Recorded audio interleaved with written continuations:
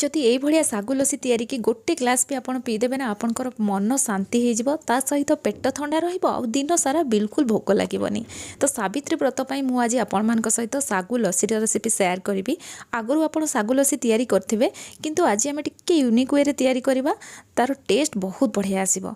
तो निश्चय आप वीडियो को एंड जाए देखूँ। वीडियो भल लगे वीडियो को लाइक करेंगे शेयर करेंगे चैनल नुआ थे सब्सक्राइब करने।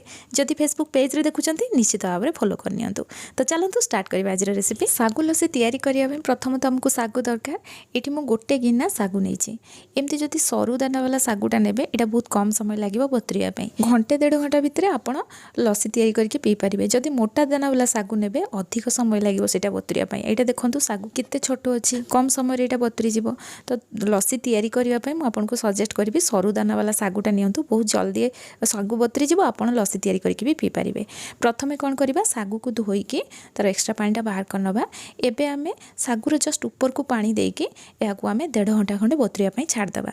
तो ये मुझे कभर करके 1.5 घंटा या बतुरिया छाड़ी आ 1.5 घंटा पर मुझे देखा देखूँ सागु बढ़िया से बतुरी जाइए। पूर्व अपेक्षा सागु फुली जाइए आठी लसी सागु पूरा रेडी हो जाइए।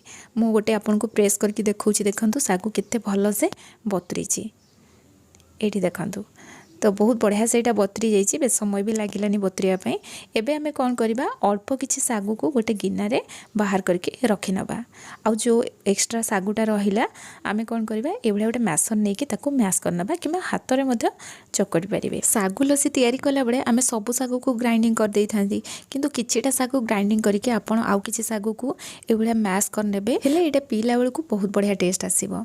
एठी मैसर रे भलो भाबरे आमे मैश कर नै छंती आउ जहा लागितला ताको बाहर कर नबा। आउ एटी सागु रेडी हो जाइए। तो या भल भाव टे गोले नवा जेहेतु सागुटा टिके अठाड़िया थाए प्रथमे तो मिक्स हेनी ये टे अठाड़िया होगी गोटा गोटा हो जितेबाला आग को आम सब जिन को मिसईदेवा यहाँ बहुत बढ़िया से मिक्स हो। तो ये आम सागु रेडी हो गला। ये चलते नेक्स्ट टिप जा सागु लसीर टेस्ट और तार फ्लेवर बढ़ाई आम ये गुजराती और गोलमरिच आड करवा। तो से गुंड कर नहीं 3टा गुजराती और हाफ चामच मुझे गोलमरिच नहीं रखी सागु को आम एबे ग्राइंडर जार रे ऐड करवा। आउ एठी मु नड़िया कोरा ऐड करछि 4 चामच नड़िया कोरा ऐड करवा। आउ 5-6टा काजू को मुझे गुंड कर नहीं ताकू ऐड करनबा। गुजराती गोलमरिच को जो आम गुंड करके रखिले ताकू मध्य इथरे ऐड करवा। आउ हाफ किना मु छेना इथरे ऐड करछि। घर तैयारी छेना नहीं पारिबे किंबा किना पनीर भी इठी ऐड करि पारिबे। एबे मु इथरे चीनी ऐड करछि। इठी मु ब्राउन चीनी नेछि आपण या जगह रे गुड़ यूज करि पारिबे किंबा मिश्री मध्य नहीं पारिबे। एबे आम इथरे गोटे गिना दही ऐड करवा। चेष्टा करेंगे फ्रेश दही नापी खट्टा जमी हो न दहीटा। आठी आम पानी ऐड कले 2 गिना जो गिना रे दही ऐड करथिले ना से मुझे 2 गिना पानी ऐड कली। पानी जगह आप कंचा क्षीर भी ऐड करेंगे टेस्ट बहुत बढ़िया आसो। गोटे पाचिला कदली को काटिक आम ये ऐड करवा और सबू जिनस को पूरा फाइन पेस्ट करनवा। तो ये मुझे ग्राइंडिंग कर नहीं एबे आनिकी ये पेस्ट को आम सागुरे ऐड करवा। तो सागु भल से मिसी नथिला गोटा गोटा होता ताकू चामच आम भल भाव मिसई नवा कि हाथ में चकटिकी भी आपड़ मिसई पारे। ये मुझे चामच किसी समय मिसैला आमर सागुटा बहुत बढ़िया से मिसी जाइए। सागु लसी रेडी हो जाइए किंतु एथिरे आउ किछि जिनस भी आम ऐड करवा। नड़िया कोरा ग्राइंडिंग कला बेले आम यूज करथिले आउ किछि नड़िया कोरा मु रखिथिली 2 चामच पाखापाखि। एबे आम इथरे याको ऐड करनबा और पिस्ता बादाम को गुंड करके ऐड करवा। ड्राई नट निश्चय ऐड करेंगे। मुझे आलमंड गुंड ऐड करनी ताकू मध्य गुंड करके ऐड करेंगे पूरा एनर्जेटिक फील करेंगे। तो ये मु पिस्ता बादाम को गुंड करके नहीं किसमिश नहीं किसी काजू को मध्य गुंड करके ऐड करछि। एबे आमे एथिरे आपेल ऐड करवा। छोट ग्रेटर रे मु याकू ग्रेट करके ऐड करछि।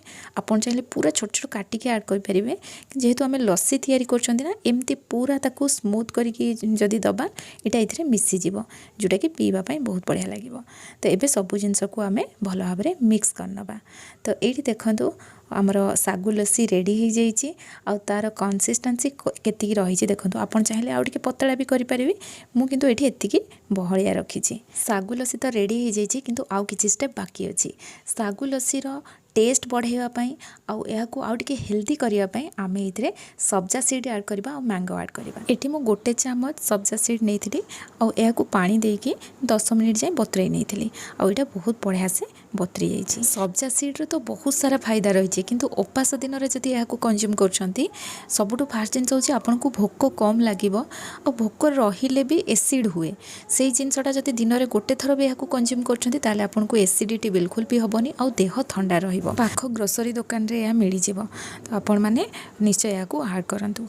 एवं आम गोटे आंब नवा पाचिला आंबटे नहीं बहुत मिठा है आंब जदि यहाँ एमती ग्राइंडिंग करके आम लस्सी पकेबा ना टेस्ट बहुत बढ़िया आसो पूरा मिक्स करवानी सेमती टेस्ट चेंज हो आम केमती आड करवा ये देखूँ। प्रथम सब्जा सीड गोटे गोटे चामच ये आड कली मुझे आंबर जो जूसटा तैयारी करते आड करवा। एवं आम सागु लस्सी आड करवा सब जिनस को मिक्स करवानी जिते बड़े आप सागु लस्सी आड करेंगे आंब आमर सब्जा सीड ऑटोमेटिक ऊपर को पलि आसो सी टिके मिसीज ये मु पिस्ता बादाम आंब आपेल देकी मु गार्निश करची बहुत बढ़िया देखा एमती ही ताको पियंतु।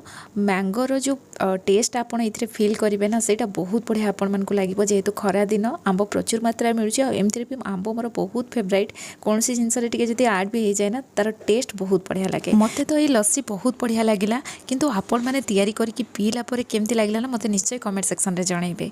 पुणी आसीबे नुआ रेसिपी नै कि सेति पर्यंत रहूची। धन्यवाद।